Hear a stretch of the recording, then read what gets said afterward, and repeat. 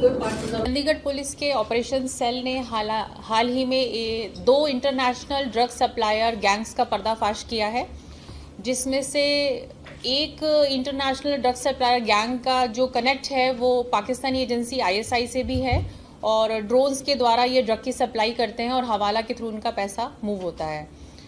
इसमें हमने 4 लोगों को अरेस्ट करा है, जिसमें एक अफ्रीकन नेशनल लेडी भी इन्वॉल्व है।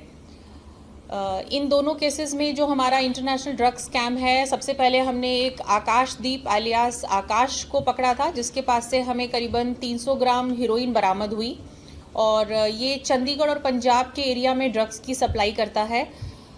इसका एक NDPS का केस दर्ज किया गया और फर्दर इन्वेस्टिगेशन में पता चला कि इसके साथ एक शमशेर alias शेरा नाम का बंदा जो है वो भी इन्वॉल्व है और ये दोनों अलगांव कोठी के रहने वाले हैं, डिस्ट्रिक्ट तरनतारन पंजाब के।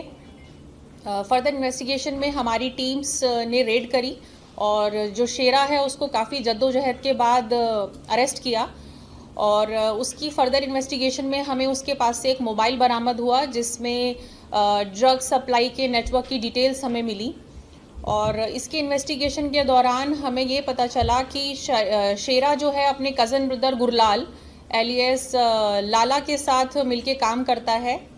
वो मेन किंग पिन है इनका, वो इनको डायरेक्शन देता है और ये ड्रग सप्लाई करते हैं। और गुरलाल जो है वो अभी जेल में है, गोविंदवल जेल में पंजाब में। ये NDPS के मुकदमे में 2021 में अरेस्ट हुआ था और गुरलाल का जो लिंक है वो पंजाब के पाकिस्तान के ISI एजेंट्स के साथ है। इसके बाद हमने गुरलाल को प्रोडक्शन पे लेकर आए यहाँ पर और पुलिस रिमांड में उसे इंटेरोगेशन किया, जिसके दौरान हमें पता चला कि किस तरह इनका ड्रग नेटवर्क काम करता है और कैसे ये ड्रोन्स की सप्लाई के थ्रू ड्रग्स मंगाते हैं और कैसे पैसे का मूवमेंट होता है। इस केस के साथ साथ इंटेरोगेशन में हमें ये भी पता चला कि जो गुरलाल है और शमशेर है, ये दोनों राजस्थान पुलिस के वांटेड क्रिमिनल्स हैं। रिसेंटली राजस्थान में बीकानेर में एक केस दर्ज हुआ था ऑफिशियल सीक्रेट्स एक्ट का, जिसमें इन्होंने एक रेलवे ऑफिशियल भवानी सिंह नाम का बंदा अरेस्ट किया और वो भवानी सिंह एक हनी ट्रैप में फंस गया था। एक ISI एजेंट है लेडी, जिसके साथ ये हनी ट्रैप में फंस गया था और उसके बाद उसने आर्मी की कुछ सीक्रेट इन्फॉर्मेशन, कुछ पिक्चर्स ट्रेनिंग सेंटर्स की और टैंक्स की और व्हीकल्स की उस पाकिस्तानी एजेंट के साथ शेयर करी और बदले में इसको, शेरा को, भवानी को और गुरलाल को मनी ट्रांजैक्शंस होती थी। इनके तीनों के मनी ट्रांजैक्शंस की हमारे पास लीड्स हैं और उन पे हम काम कर रहे हैं। इन लोगों से हमें पिस्टल बरामद हुई है, ड्रग मनी बरामद हुआ है और 300 ग्राम हीरोइन जिसकी करीबन कॉस्ट 30 लाख होगी मार्केट में, और एक गाड़ी हमने इनसे बरामद की है और इस पे आगे तफ्तीश जारी है। इसके अलावा दूसरा ड्रग नेटवर्क जो है, उसमें हमने एक अफ्रीकन लेडी जो कि तंजानियन नेशनल है, उसको चंडीगढ़ से अरेस्ट करा है और वो लेडी दिल्ली से ऑपरेट करती है और पंजाब और चंडीगढ़ में ड्रग सप्लाई करती है यहाँ के ड्रग पेडलर्स को।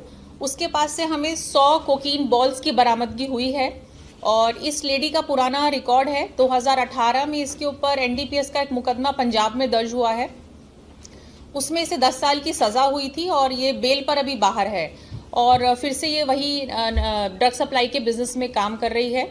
इसके साथ और भी अफ्रीकन नेशनल्स इन्वॉल्व हैं जिनको हमने आइडेंटिफाई करा है, जो दिल्ली से ऑपरेट कर रहे हैं।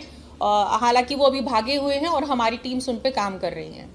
मैम, ये जो आकाश शमशेर की पूरी कहानी है, कहाँ इनका चंडीगढ़ में कहीं इन्वॉल्वमेंट सामने आई और ये कब से ये पूरी सप्लाई जो है वो चेन करते थे कुछ अभी तक? इनका काफ़ी लंबा पीछे सिलसिला है ड्रग सप्लाई करने का और एक मुकदमा इसमें NDPS का है, जिन पे इनका जो भाई है, चाचा का बेटा, वो मेनली इसको डायरेक्ट करता है, जो पाकिस्तान से कनेक्ट रखता है और इसकी डायरेक्शन पे आकाश और शेरा जो है दोनों काम करते हैं। ये मैम कब से चंडीगढ़ में कर रहे थे और कुछ अभी तक इन्वॉल्वमेंट आई है चंडीगढ़ या ट्राई सिटी के किसी पर्सन की? चंडीगढ़ में इनकी कोई इन्वॉल्वमेंट नहीं आई है, पंजाब में इनकी इन्वॉल्वमेंट आई है।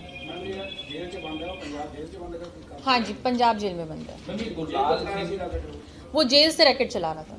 मैम, अभी तक कुछ इन्वेस्टिगेशन में आया कब से ये लोग सप्लाई करते थे, और चंडीगढ़ में कहाँ कहाँ या ट्राई सिटी में कहाँ ये सप्लाई? ऐसा पिन पॉइंटेड अभी तक नहीं आया, क्योंकि चंडीगढ़ में इनका कोई केस दर्ज नहीं है, पर हमारे पास इन्फॉर्मेशन थी कि कुछ इंटरनेशनल गैंग्स हैं जो चंडीगढ़ में एक्टिव है अभी, तो उसके बाद हमने वो टीम्स डिप्लॉय करी और फिर ये लोगों का नेटवर्क आइडेंटिफाई हुआ।